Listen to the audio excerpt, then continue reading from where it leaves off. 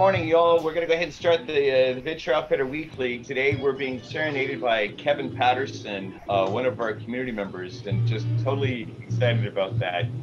So, thank you, Kevin, for I guess we'd call it the green room. Thank you for kicking us off with a little bit of music. If you're going to if you're going to broadcast from the live music capital of the world, you should have live music. So, thank you for that, Kevin. You have a gift.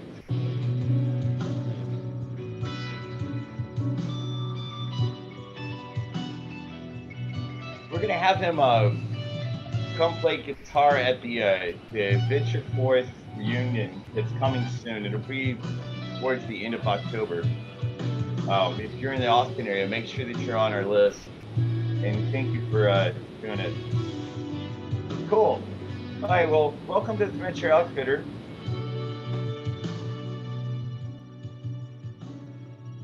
Thank you, Kevin. What we'll go ahead and do is we'll hop right in. I really enjoy our community, and part of what we're going to talk about today is community. And so, in fact, we have a really important concept that we're going to be talking about. Our EdTech, the community in the Tech Ranch community that's around EdTech is going to be sharing their insight. And part of what's really starting to emerge, and I think other people can see this now. A lot of the community that we used to have around our co-working place is now really starting to emerge around the world, connected through all these different connections and Zoom, and we're figuring things out. So that's great. Welcome to the Venture Outfitter. What we're here to do is just to say this is a program of Tech Ranch for supporting communities of entrepreneurs around the world, and we'll hear for a number of different from entrepreneurs from several different countries in today's program.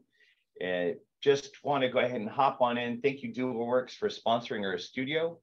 The place that I'm sitting at is DualWorks. This is one of Austin's co-working spaces. If you need a mailbox, point of presence, otherwise, if you're looking for a closed door office, if you want inexpensive co-working, if you're looking, they're very, very flexible. Linda Blackman was in our Venture Forth 17 program more than a decade ago, and part of what she's done is she does all sorts of special programs for tech ranchers. So go through us and you'll get an even better deal. And appreciate your time today, and thank you, Linda, and your team for making it possible for us to be able to do this. It's funny, I kind of still want like Kevin Patterson like playing in the background. I mean, I really love that. That was a great way to kick off the morning. So we have entrepreneurs that are around the world, and part of what I want to share a story about is David Nichols, one of our entrepreneurs who's driving an artificial intelligence company based out of Prague. He's an American living in Prague, but had an opportunity to go to Ukraine, to live Ukraine just recently as part of a Czech delegation. And he has a perspective. We're going to hear from him just for a minute. But there's a longer video that if you're interested in hearing more about what's happening in Ukraine, especially from the organized response that we're going to hear from a number of different entrepreneurs that are in the Tech Ranch community.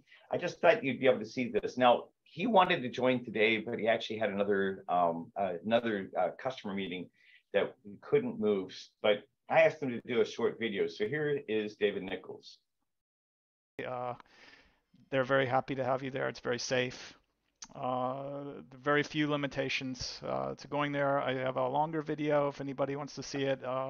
Basically, the whole idea is to support Ukraine in its fight for democracy, the rule of law, and free and liberal societies in its war with Russia.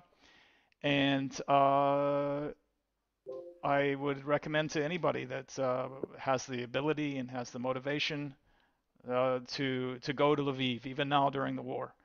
It's definitely worth it from my point of view. And as an American, even though English is not very widely spoken, you will be very welcome. Anyone basically that supports Ukraine will be welcome. Czechs are definitely welcome there as well. Okay, so if you're interested, there's another longer video with more information. so that video is going to be posted inside of the general area of the community. I'll give you a kind of a quick orientation over the community. David wanted to share, he shared about a 20-minute video about what's happening there. What David is, so David's based out of Prague and is one of our entrepreneurs that's bridging between the Czech, the Americans, and then obviously we've had 3 different VO weeklies in this program. We've had, a number of different Ukrainians that have presented, and we've heard from them on the front lines. We also have projects that are supporting Ukrainians kind of behind the scenes and in front and behind the scenes and stuff like that. There's a bunch of different other things you can hear about. If you want to hear more about David's program, it'll be uploaded into the general area later today on the community website. If you're not in the community and you're here, make sure that you either shout out to Jello in the chat, or you can message him directly, or you can message onto the VO Weekly WhatsApp channel, and we'll go ahead and we've been doing kind of a soft launch, let a group of you guys in, and then make sure that everyone can find their way around, and let the next group of people in and find their way around. So that video will be underneath in the general channel there. So coming soon, next week, just real quick advertisement, October 6th, we're going to have Health Tech in Action with Mark Fox. Mark has done all sorts of health technology around NASA, some interesting stuff. October 13th will be entrepreneurship in Tashkent, Uzbekistan. I think you know that we have 2 Uzbek fellows here in Austin this week, and I travel to Uzbekistan. I will be in Tashkent on October 11th. And so we'll, even though it will be the other side, it'll be like 9 o'clock at night, we'll be with the program, and I'll have several different entrepreneurs to join us so that we can kind of get a sense of what's happening there. And then on October 20th, I will have prepared a report of what I learned on the Silk Road. And one of the things that I'm excited about, the idea of the Silk Road, a lot of people hear me talk about Austin being the crossroads of where a lot of things happen. Entrepreneurship in Austin, a lot of times is, we're not the strongest in health tech or maybe in education, but we're really strong at the cross products between these different things. Or say, we might not have the most medical data, but we have really solid AI. And so you see those kind of interactions, like artificial intelligence meets these other things, some interesting things emerge. We'll see this as well when it comes to our EdTech conversation we're going to have today. But I will be sharing more about this. And the thing I'm really excited about is the Silk Road is quite literally the origin of the true crossroads where innovation and, kind of the Enlightenment began. It began there way before it started in Europe. And so I am looking forward to it from I'm not a historian, but every once in a while I think I know something about history. So I'm excited about that to get to be a part of that. I always have a quote for the week. The quote for this week is, "Many hands make light work." And I think we're going to see this. This was, if I understand it right, this quote was from 1546, the Proverbs of John Hayward, 1546. So the concept's been around for a while.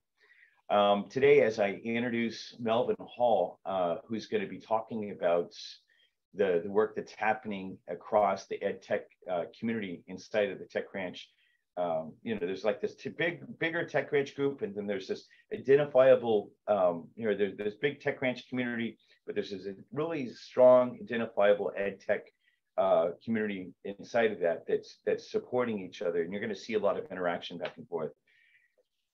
This is a great example of how many hands make light work. The other thing I want to make sure I say, we are going to change our at some point soon, we're going to start using a different kind of broadcast software, because we want to be able to make sure we can keep on increasing the quality of the interactions and stuff like that. But one of the most important things that you'll notice about the distinctions that I talk about is audience versus community.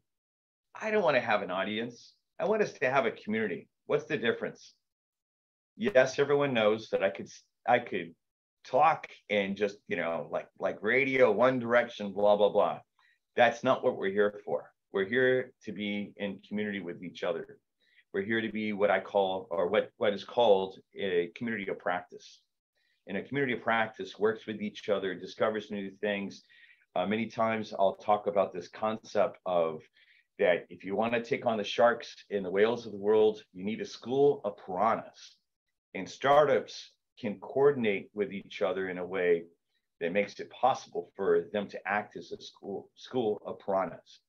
And when you start tapping into, I think on this program, we've had more than 15 different countries represented at one time. When you start tapping into as much muscle as we have access to, that's a whole lot of piranhas. So we can take on, if there's some reason that a technology or something like that is blocked in one country, we can go develop it someplace else and then figure out how to solve all the world's problems together.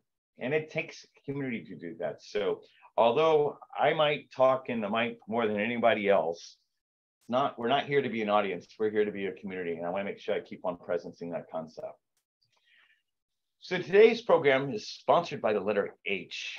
I actually absolutely love Sesame Street. And I was thinking about how do I introduce one concept about the community on this. And so, Paulina says in the chat, hooray, yeah, H. Part of what I'm wanting to say, this is a screenshot of the Tech Ranch community, and you can see there are a number of different areas that are emerging, discussion areas. We've taken some of the discussion areas from our original Slack channel and duplicated them. We did carve off a few of them. You guys are probably going to come back and say, hey, we need more. One of the ones that I'm personally driving, actually Melvin Hall and there's a whole group of different people that are managing the EdTech one. There's one around human potential that I want to make sure I advertise that I'm looking for a couple other people to join me on. Us as entrepreneurs, this is not supposed to be the human potential movement or anything like that. I was just trying to figure out how is it that we cultivate in ourselves our entrepreneurial potential? A lot of times that's the internal game that's really hard. I think the hardest fought things I have done in my career as an entrepreneur are not the external game. Yeah, I've got all these things I can tell you about that are accolades, like, guess what I built, blah, blah, blah. Guess how much money I made, blah, blah, blah. Who cares? Because the internal game is actually the hardest part of entrepreneurship. And so the advertisement for the letter H, if you want to be part of the conversation about, hey, how do I get better at this? It's Thursday night and I don't have any freaking idea how I'm going to deal with what I have to deal with on Friday morning. I've been there before where I'm trying to figure out how to pay employees and things like that. A lot of that conversation is going to be in this human potential channel. Based on your feedback, we might change the name or something like that, but that's what this is for. And so I wanted to advertise that. I know that some of you have been partners in crime with me. Like I see Kikoa is with us, and T and I have been doing a lot of personal development work and stuff like that. So I look forward to catching up with him there. There's several other of you that might want to step into this. You'll see that as an example, I started pasting some high-level stuff as an example about Brené Brown and vulnerability. I learned one of the hardest lessons that I've recently learned, and part of, without going into the details, that I'll tell in this channel at some point very soon. One of the things that I did was I went back to the Brené Brown stuff about vulnerability, and I'll talk about why that's important. But that being said, this is the whole concept of, as we talk about the concept of being an all swim. What is an all swim? It's not about, I'm not here to sit on top of an empire. I'm here to start a revolution. What I mean by that is it's going to take all of us. So anyone that wants to be a part of that channel, please do it. Jello right now, if you haven't been invited, you can actually ask him for an invite and have him do it right now. And I'm totally game for having you guys hop in there and figure out which channels you want to be a part of. You're not automatically put into all the channels. you're not put into all the channels immediately. You're put into the general channel and the events channel. And then you're also put into this channel of start here orientation. And there's a little video for me. There's two videos here about welcoming to the Tech Ranch community. First one is me just kind of welcoming you. And then the second one that you'll see below is where I actually talk a little bit more about how to use the community and things like that. So you get about a 2-minute video followed by an 8-minute video, and you'll know everything you need to know before you just start posting and stuff like that.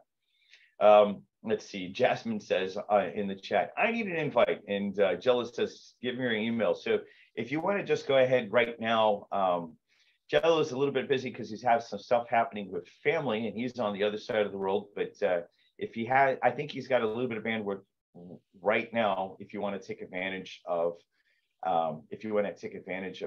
asking him.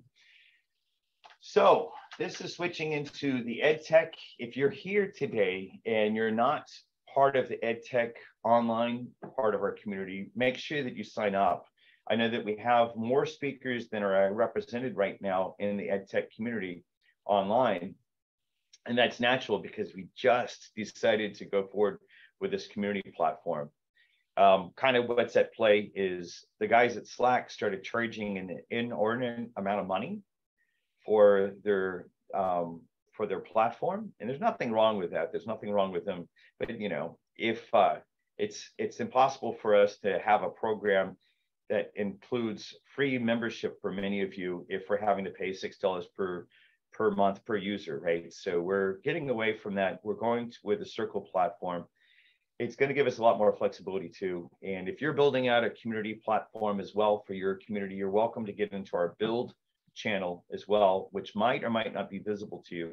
It's right now, it should be visible, but if you're wanting to kind of build community alongside with us, feel free to join in.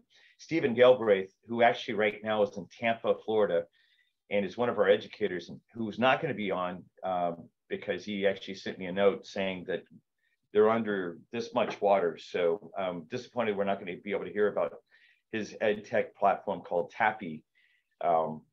He's already involved there. You'll see a lot of his posts there. Another person that's there as well, who happens to be in Miami right now, and so reported in, that he's also under this much water. Sounds like they're both safe, but two different ventures, two different guys. Tyler is actually another one of our EdTech entrepreneurs right now. He is doing biz dev to a bunch of different organizations. Sorry for the cough. Yeah, I gotta talk too much. Okay, well, make sure you're involved in that. But with that, it's my honor to introduce Melvin Hall. Melvin Hall's a long-term friend. I think we've been buddies for at least, I don't know, it feels like a decade at this point. I didn't look up the actual time. When I was doing a site surveys around the North and South America for entrepreneur support programs, one of the places I went was Littlefield, Texas. And in Littlefield, Texas, the economic development officer who was doing this this is a little Texas, tiny little Texas town, but they had these really amazing results on how they were driving entrepreneurship. There's this guy who's running this, this EcoDev economic development office there, who's doing this really big experiment and using something called enterprise facilitation. I flew out there and I was like, got to meet this guy. And the most important part of the trip, I got to see how they got these 16 ventures off the ground with very, very, very few dollars invested and stuff like that. It's amazing outcomes. But the guy who was driving it all is this Marine named Melvin Hall. And I think, I lost track of the project. I lost track of the 16 companies. I lost track of everything else. But I gained an amazing friend who also is an educator. In that case, he was educating entrepreneurs about how to get their businesses off the ground. He's now he's been a teacher at several other schools. We'll get him to do a little bit more. He'll tell us at least the last couple of things that he'd like to crow about, because he's got a strong commitment to students. In fact, I've been honored to get to present to some of his students in several of the schools he's worked with. But with that, he is one of the rabble rousers who's driving the EdTech group inside of the Tech Ranch community. And so, Melvin, thank you for being here. Thank you for as much as you're always doing for the community and entrepreneurs and for students. So I'd like to just introduce you and have you tell us how it is. Hey, Kevin, don't go anywhere. We need you. Okay. I appreciate you. And I think it was 2006 when we met. Wow, it's been a while. In high school classroom, 7 years, taught at the technical college level for a couple of years and flipped over to corporate development currently. And I love learning and I love people. So I am excited to be here today. I know you talked about Stephen, so we're going to jump right into it. And he's not able to be here. And what I look at with Stephen Gelbreth and Eric Smith with Tappy is that they are on the teacher side, trying to help make teachers successful, lifting up the teachers. And then someone else that's not able to be here today that really wanted to is Greg Hines. So you could tell people how long you've known Greg. So Greg has been in the Tech Ranch community for at least since, I think, 2018, possibly earlier. Yet another Marine. I'm not a Marine. I just happen to be really fond of Marines, but yet another Marine that him and his business partner started a company that called Fidelium Tech, specifically looking at how to use this platform, the phone, to train people into the trades. Like someone might go to a job like flipping burgers. Well, how do you get that person into a job that's more lucrative, like construction or nursing, like that first step out of the, hey, I can, the first step out. This was the training platform. They got a National Science Foundation, SBIR, Small Business Innovative Research Grant. Did some really cool things with it. Figured out the 3 things that you had to focus on if you want to teach a construction worker. And the funny thing about it, not funny thing, there's a lot of money in that if you can train up on it. And so they came up with a way of doing that, supported by the National Science Foundation. Yeah, great guy and great venture for sure. Really interesting. So I hope to have him back. And part of what I want to make sure I tell the other EdTech educators that are here, especially in the United States, we're going to have Greg come back. He's presented about how he got that SBIR grant in the past. I think that there's a way that we can start looking at how we can leverage and support the community itself with one of those kind of grants, as well as individual kind of companies too. So thanks, Melvin, for asking. And yeah, they're both, Stephen as well, really interesting education platform. Their platform, just to kick it off, is they noticed that teachers, as they step into the classroom, have to spend this inordinate amount of time doing administrativia, like an insane amount of administrativia. I never could have imagined it. I hate administrativia myself as an entrepreneur. It's one of the reasons I probably am an entrepreneur, right? Well, when I saw what they had to do on a weekly basis, it makes so much sense what these guys are doing, what Tappy is doing.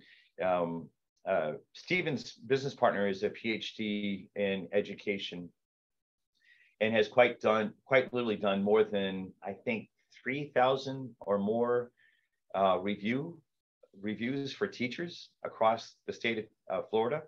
And what's interesting about that is, he's be able to say, okay, how do we just take, with the perspective that he has with more than 3,000 educators he's worked with, how do we actually extract out all the pain in the butt things that are happening for those teachers so that if they're on a platform, and the platform is emerging, it's on an iPad, it's easy to use, it's got a really great user interface.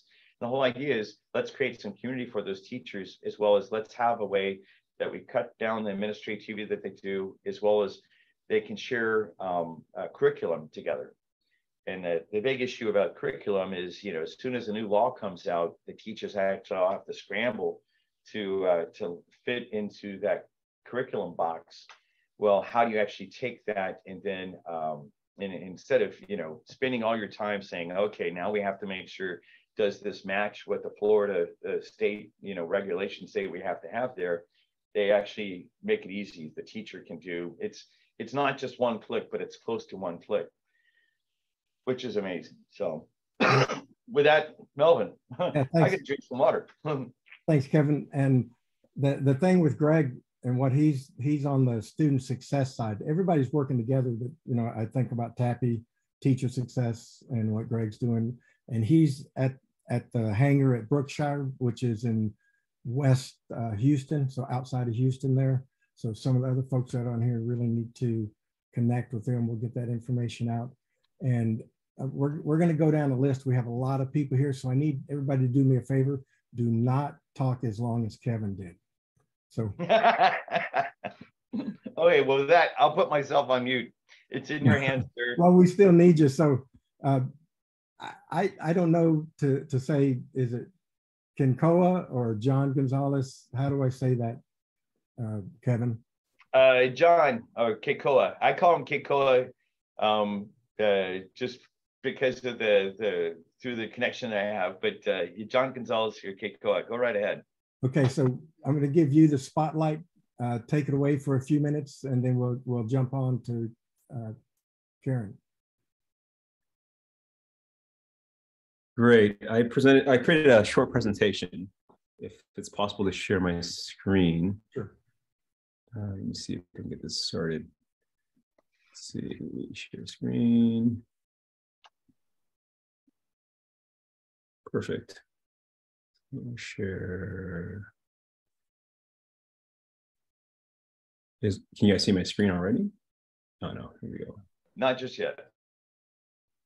Desktop mode. Oh, here we go. Oh no. I have to, 1 second. Apple's complaining that I haven't given permissions to Keynote to look at my screen. Oh, I have to leave and come. It's not a shortcut. We love looking at you. Yeah. Well, no, I could just talk briefly about it, and maybe I could share the presentation later on. Perfect. So, yeah, Melvin and Kevin asked me to speak a little bit about education and the innovation that's happening in this space, and a little bit about my background. So I wish I could show some of these screenshots because they're actually really nice. But 7 years ago, I was part of one of the first government accelerator programs, GovTech, if you will, based in New Zealand. The only other one that was going on at the time was in Chicago. And really what it was about was bringing the startup ethos and the ecosystem into the public sector to solve some of the most pressing challenges. And this covered the whole gamut of things from procurement to transportation, and more relatable is education. And it all started around two key initiatives. They called them the Result 9 and Result 10 initiatives that the government at the time had put forth. Result 9 was about better public services for businesses so that businesses could interact better with the government. And Result 10 was about better public services for citizens, so citizens could have better public services in getting what they need from the government. And it was a mix of both public servants and private entrepreneurs like myself. In that first cohort, there was about, I think there was 6 projects and over, I think 30 people working. And so some of these initiatives were led by public servants who had been already working in their area of expertise, like education. Others were entrepreneurs who were bringing a new way of thinking and a new way of approaching challenges that were things that needed to be solved. And it was a 3-month program, and it's been going on since 2015, and it's still going on now. And I have this picture here of all the projects that have been happening since 2015, and it covers the gamut again of sustainability, healthcare, transportation, smart cities, environment, education, you basically name it, whatever the government provides as services to the public. there's an area there where, particularly in New Zealand, where we're trying to apply the startup ecosystem to bring forth solutions faster. And so I just wanted to see this conversation with, that there is a lot of innovation that's happening, that innovation in the public sector is very much doable. It takes a little bit longer. In the realm of education, I had the opportunity to work with both the Ministry of Education as well as some of their more smaller organizations. And where we were focusing on was, well, there's two focuses. One was to help the New Zealand government, the Ministry of Education, release public data via APIs, application programming interfaces, so that both public servants within the sector and as well as entrepreneurs who are in the EdTech space could create new solutions to solving some of the challenges around learning and improving the learning path of students. And then one of the more interesting ones that we worked on was a project called Kahui Innovation, and prototyping a platform that allowed what they call like a virtual network of learning, where teachers could collaborate and create what they called rich learning experiences. At that time, we were coming up to a bit of a challenge where our national standards for how we went about grading students, particularly around the areas of reading, writing, and maths, weren't actually real indicators of success. And success meaning, what does that mean for the future of New Zealand in terms of our industry and our ability to produce, economic benefits for New Zealand, as well as providing more skilled experts in certain areas or certain industries. And so this initiative that we worked on was how we can create both new rich learning experiences, which actually provided learners an experience that really brought them to another level of their learning journey. And it was a platform where teachers across the entire islands of New Zealand could collaborate on creating a program. And then there was also an aspect of it where we were helping them create a new way of grading, rubrics for grading certain types of topics or programs that were being presented to students. So without the slides, it's hard to kind of really convey or really show some of the stuff. I had some screenshots of the platform that we created. And this was all to say that, 2015 was 7 years ago. Back then, it was interesting. We were kind of the bastion tower, or the wedge that was basically breaking up the public sector to more ideas around innovation or how to innovate.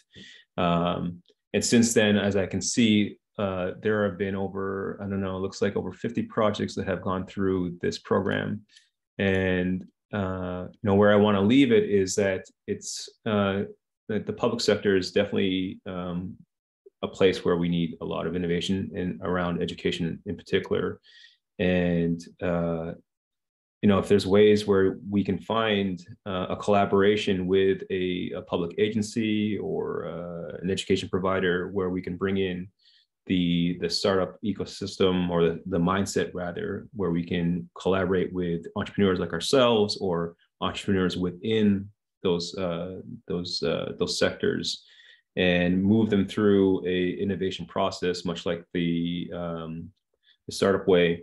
There's a lot of great things that we can create. And what was very interesting about our program, which is still going, is that before we even got to the innovation cycle, we did a lot of work working with agencies and the government to secure resources, both in funding as well as in access to experts, so that they could support the journey of those people who were creating these new solutions for the education sector.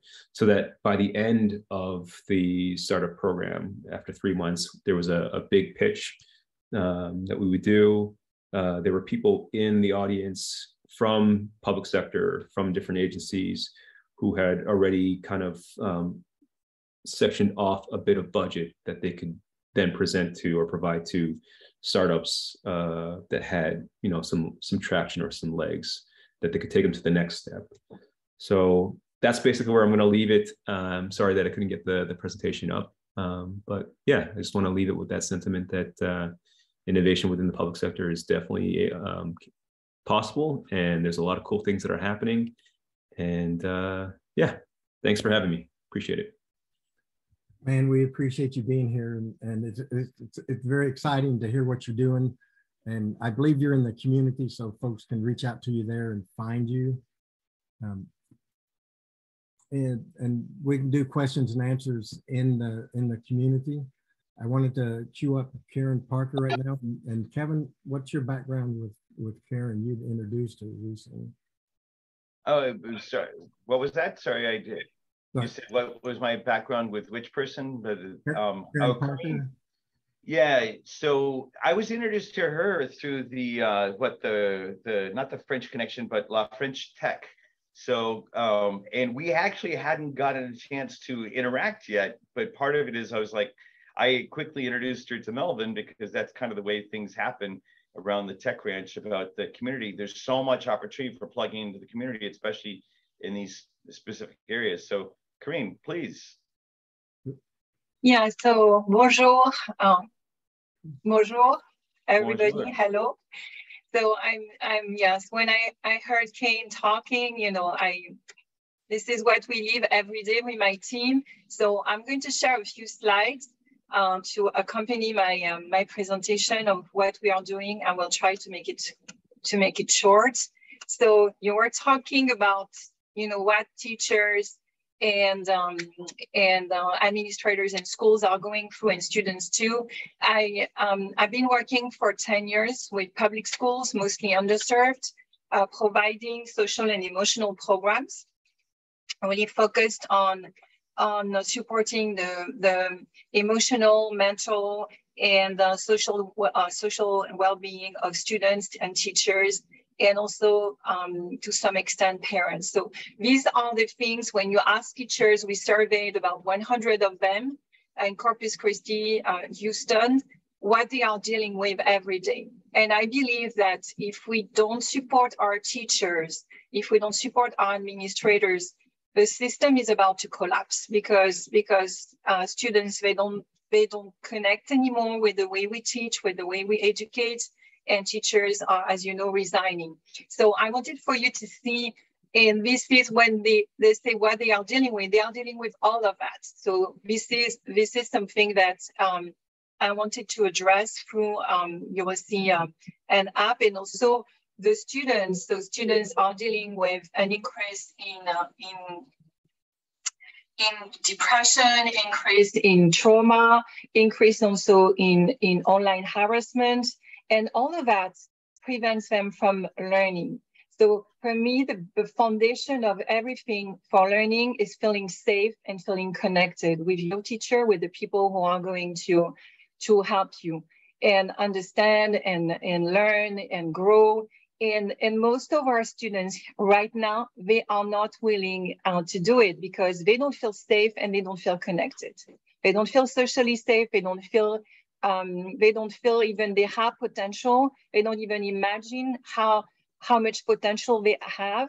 And so that for me is really the prerequisite so that we can also invite them to learn, invite them into this amazing world of learning. And so these are some of the things also we shared through many surveys. We have been surveyed over 8,000 students over the past 6 years. And so we have a lot of data to really not only measure the impact of the work we do, but also measure how they are feeling. About 20% of students across all the schools we serve about 40 schools, they say they feel lonely. So that's the thing, lonely, and they don't have anybody to go to deal with challenges. So basically they are, you know, like lone wolves. So, and it creates less academic engagement, of course, absenteeism, increase of absenteeism, apathy, and violence and bullying in schools. So what we did when COVID hit with my team, because we do programs in public schools during school time, but also we do it on Zoom. And we decided to create an app, but the students called the Be Hope app. And we put together a group of students, mental health professionals, educators, parents, to build an interactive app that could help really students get their needs met socially and emotionally, and also for teachers and parents also to have a way to interact and learn skills with their children. And so really it's amazing because the app is very unique. I don't think there is this type of app on the market, because we have one aspect that addresses learning skills. So you have like an example to the left, helping with life challenges that was developed with Baylor College of Medicine, and how to stay safe online and how to build healthy relationships.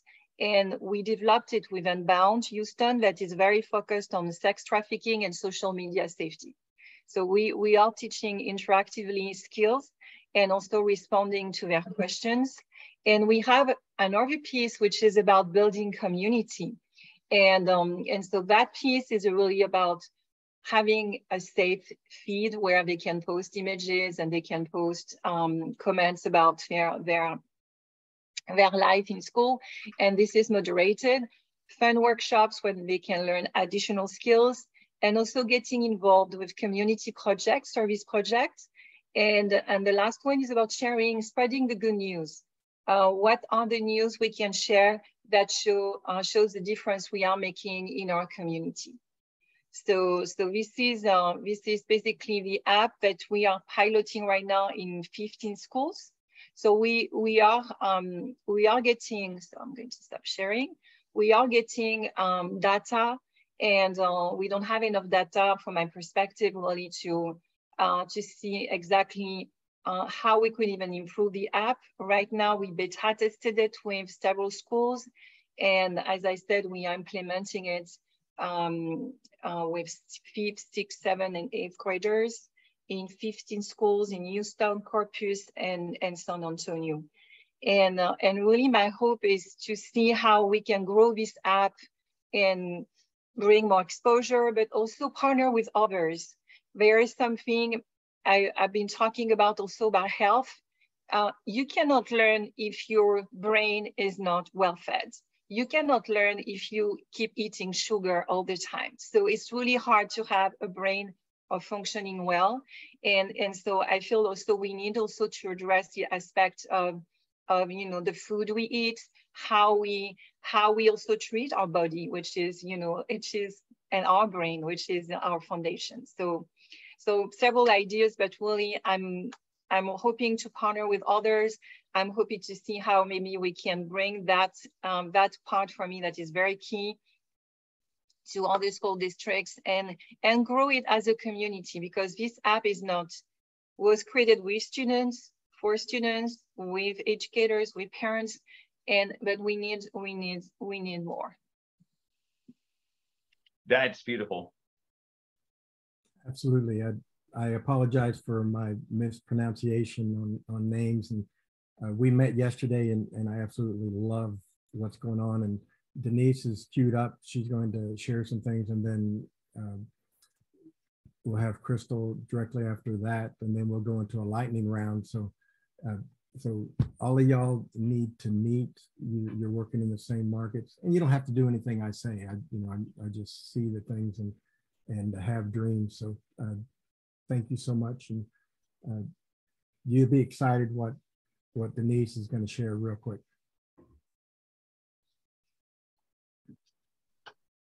Awkward silence. Find the mute button.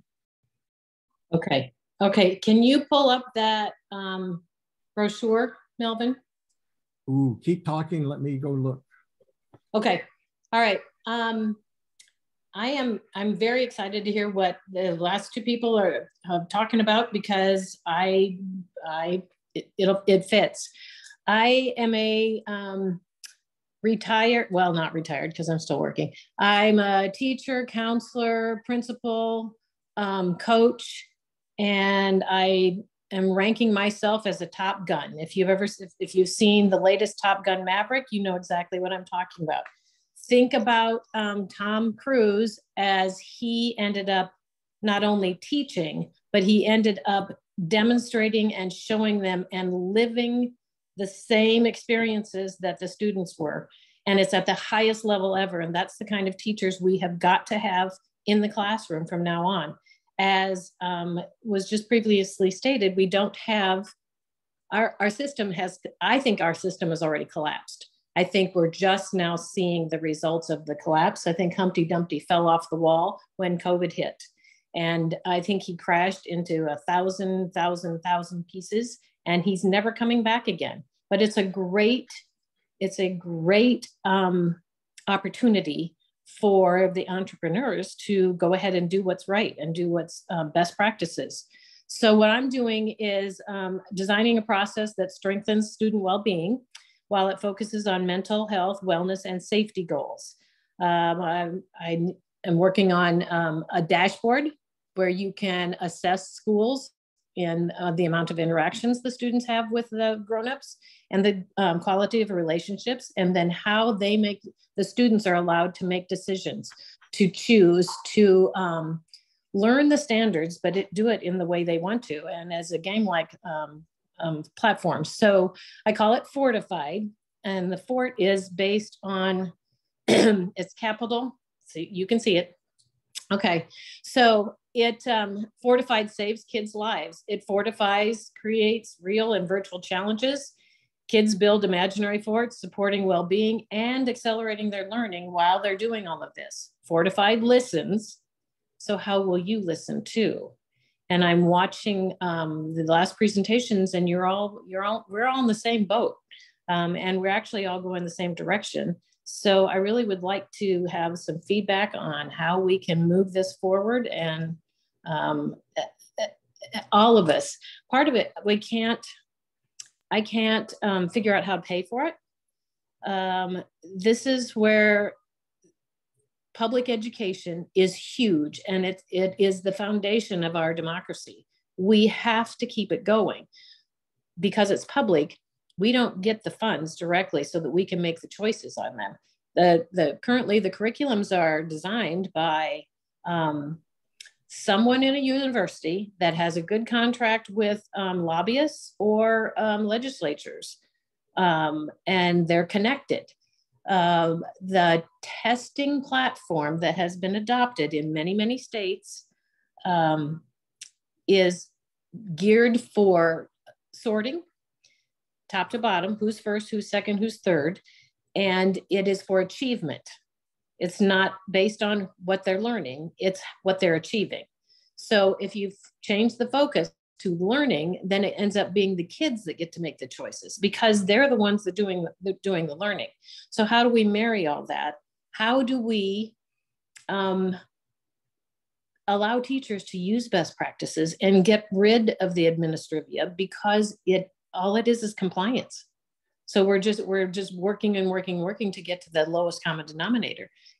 Accelerated learning in the testing world is another test prep session. So kids miss out on the stuff that they really like school for, which is the socialization and the interaction with their teachers and their peers. And they get to do stuff and play, which is where they need to be.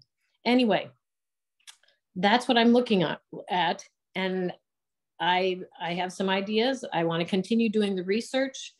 I have a way of testing how I want to track how kids see the world and how you can change their own perceptions of themselves, which will then change their behavior and aid their confidence, aid their decision-making, aid their problem solving.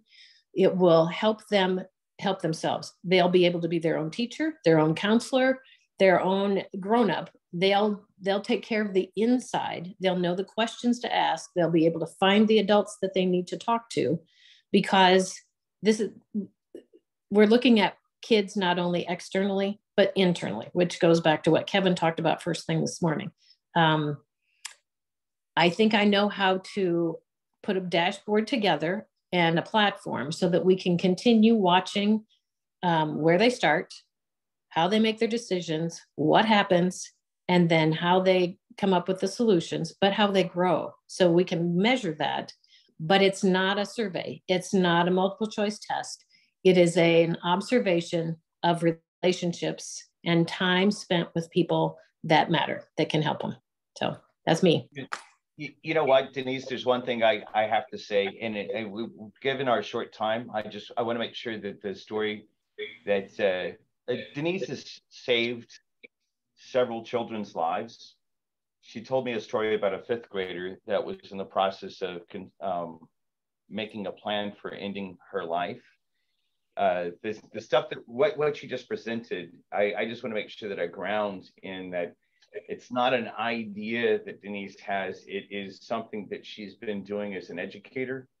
And I just want to make sure that I put that edge on it because, and with that, sorry to put you on the spot like that, but and I know since we have short time, I'm kind of being a little bit of an interruption just to say that the process that Denise is talking about has been saving kids' lives. And she's got like a handful of stories that if they don't make you cry or be angry at the world, and then be happy that Denise intervened, it's really critical to know that information's there.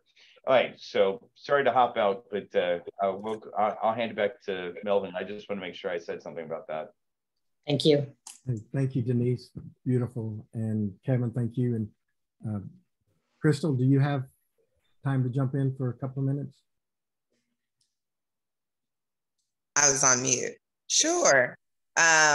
So my name is Crystal Victoria. I'm glad to be here and to hear about everything that everyone is doing. So I will just do a quick show of what we do. So I'm the executive director, founder and executive director of Target Evolution, Inc. What we do is we help kids make money through the use of retail stores and malls. So, oops, sorry, I'm presenting from my phone. That being said, we're helping with the problem of youth disconnection, as well as helping them build 21st century skills. A lot of you guys that interact with kids, or if you see this younger generation, one thing that you know about them is they're a little quiet, okay? They rather text than talk. They have difficulty communicating outside of their demographic. And, you know, we're all trying to get on the same page and learn how to communicate with each other and make sure that they have skills that translate into the workforce. They're very entrepreneurial. And I think, you know, just in working and seeing them in our stores, you know, they want to do something different with their lives. They want to live a little different future. And they understand that a job may not be the end all be all for them. So what we've done is we've created retail stores called Trailblaze. And I'm going to show some pictures of the store. So at this point, we have had our retail stores since 2019.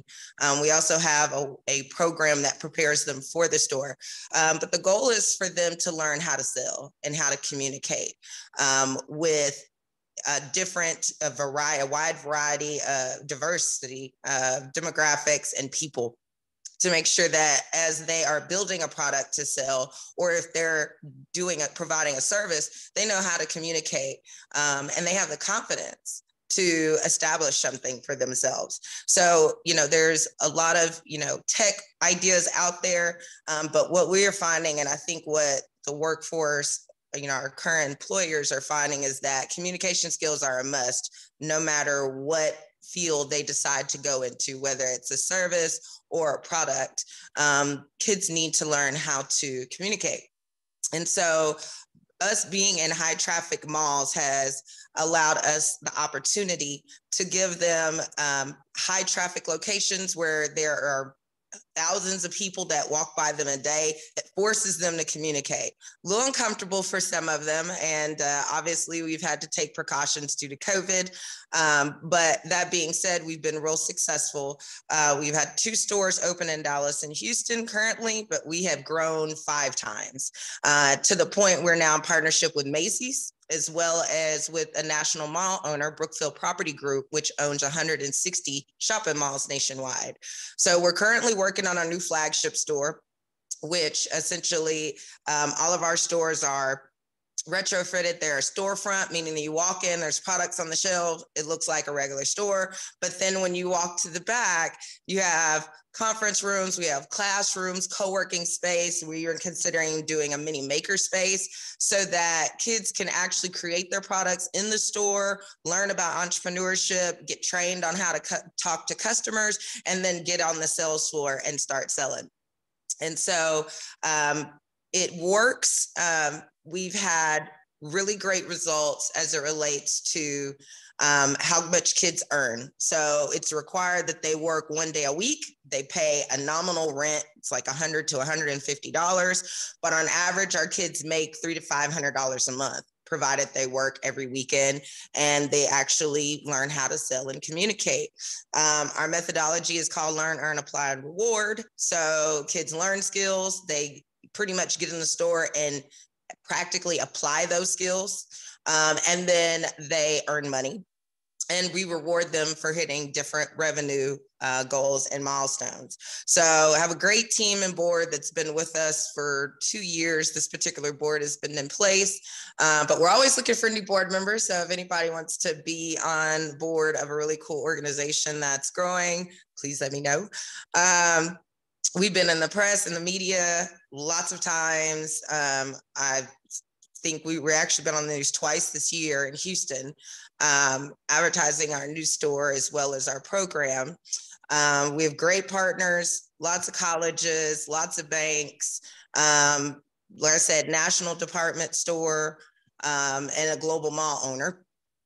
And so we've created jobs because we actually also hire kids to work in the store as well. So we hire kids to work in the store. We've hired kids to work for our kid entrepreneurs. We've paid kid entrepreneurs to sell their products in the store, kind of testing out different methodologies and how this works and what really, really encourages and engages kids in learning about entrepreneurship as well as making money and learning and building those soft skills, right? Because critical thinking, problem solving, again, communication skills, having confidence. These are some of just the soft skills that they are really struggling to learn that's necessary for them in the 21st century workforce.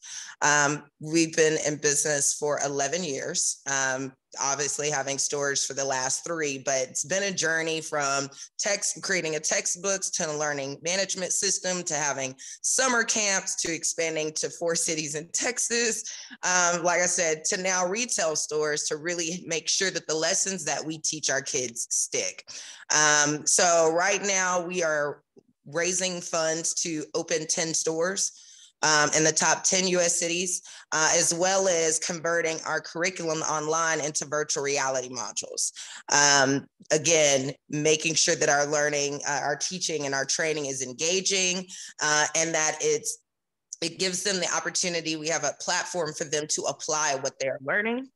And, you know, financially we're doing okay.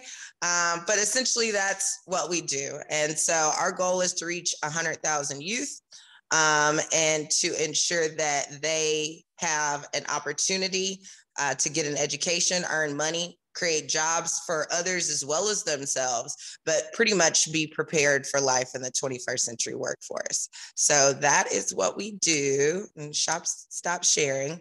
And so, like I said, I'm glad to be a part of this, and thank you for allowing me to present and share.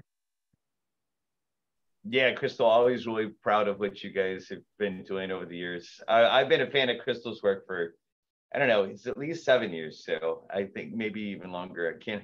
I never can remember exactly when it all kicked off, but yeah, amazing work. Beautiful. Thanks so much, Crystal. And Kevin, we're going to start a revolution. We're not going to give it back to you for a couple more minutes. So leave everybody on the screen, Jello. And we need, like Casey is got a good background in gaming and engagement. Janet, art. Kim, one of the things we've been talking about recently is competency in education, competency-based education. And Jean, if she's still on here, yep, I see her. So student success and just her believing heart. Richard, music. Mike Hamilton, adaptive podcasting. And each of the things that people were talking about already, Mike's involved in Waco, and Paulina, I think about the World Affairs Council and just your heart for education. And Kim, ideation, getting these things out there. So real quick, Mike, go. You have like 20 seconds. That was for me? Yes. Fantastic. That's a great throw too. I'm in Waco, Texas, and we run essentially a podcast studio. We have a network. We're working on some things called adaptive podcasting. I'm not going to go into it, but if you want to know more, feel free to contact me. We also have a space next door that we work with some nonprofits where kids make their own products. They are learning to weld, to machine, to woodwork. They're turning a Volkswagen into an electric car next door. I mean, there's all kinds of exciting stuff going on here, and they do take their things to a retail market as well. So we've got our fingers in a lot of the pies that have been talked about today. Thanks. Casey Jones, talk about engagement. What's on your heart with that? Well, for me, I'm coming from the background of post-secondary education, really looking to expand, take what I've been doing in the classroom and move it out more, make it more available to everyone. I'm talking, AR, augmented reality, virtual reality kind of things, more on the content creation side, but definitely can see avenues here of everything where you can add in and expand and enhance what everyone's been talking about. So it's very exciting and inspirational to hear what everybody's working on. Thank you, sir. Hey, Jane Rogers, I am curious what you're thinking. I have really enjoyed kind of listening to everyone's, adventures outside of the traditional. I work at a college. I'm in my office right now as a coordinator, and I really appreciate being exposed to a different side of education. So thank you, Melvin, for including me. We love having you here. Richard, Janet, Kim, Paulina, each of y'all real quick. Janet, go. Okay, I'll go. Just very, very briefly, I'm sitting on a ton of material that I've built up over the years teaching music, and I'm turning it into books, and I just got to find a publisher and get it out there. Cool. Richard, you got to take the time to tell just the really quick version of what you did with that one student, the one story I love. I want to hear it again. It's basically a very quick story. A mom just came to me and said, "Look, I've had four teachers. I've had four teachers over 4 years with my daughter, and basically everybody's telling her that she's unteachable, and she'd been studying piano for 4 years, and she came to me and she could still only play I Love Barbie after 4 years, and after a year with me she finished a Chopin waltz. And it just really comes down to, I think, what everybody here is saying: the teacher can make the difference. The talent is sitting there in the student. If you get the right teacher, you can just turn the key and just step back, and then just the dam just breaks. And it's just an amazing experience when that happens. Thank you for sharing that. It always inspires me. There's been times that hearing about that one student and others make my job easier. So thank you, Richard. Janet? Hi, I'm Janet, and I've been involved in art all of my life and teaching art at the college level for the most part, and recently retired. And I'm actually looking for, and I'm also a book designer. So if you have any book design needs, hey, let me know. I've done that for many years as well, but I'm looking for something to do in education that builds on my experience, but that steps into some new territories. This is very exciting conversation for me to be listening to. And I don't know what I can do to help anybody out, but hey, reach out. Maybe there's something I can do further. Janet's been a professor at Austin Community College for many years. I've taught at 7 colleges, universities, and art schools. And that variety has been valuable to me to have that many in 3 different states. So that's been a very powerful experience to have that breadth of experience. And I don't know what I can do to move it forward, but I'm waiting to find out. We're excited to see. And we're going to have Paulina and then Kim bring it home.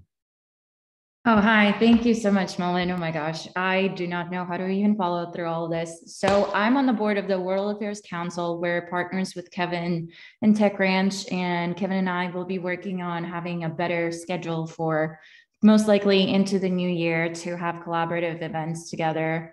But I will post the website for our organization. We have different chapters all over the country. And we recently had a security forum last week. We have different various amount of events coming up. We have actually, my co-host and I started a series called the Globalist Series as a result because of me attending these weekly calls. So I definitely urge everyone to please take a look at the website that I'll post in the chat. And we definitely support any collaborative events and any events, and are actively actually looking for an intern. So there's the alongside the education subject. So thank you. Thank you. Anyone else, Melvin, before I close our yeah, Kim's coming off mute. He's going to talk to us real quick. Okay, got it. So we use education as a part of support for mothers who pregnant and parenting mothers who are faced with substance use disorders. And the message that I want to lead is, which is building on Crystal's aspect, is being able to take the learning and apply it to a cultural change. But we normally have to fit into the hospital mentality of doing a continuing nursing education, which is typically multiple choice questions.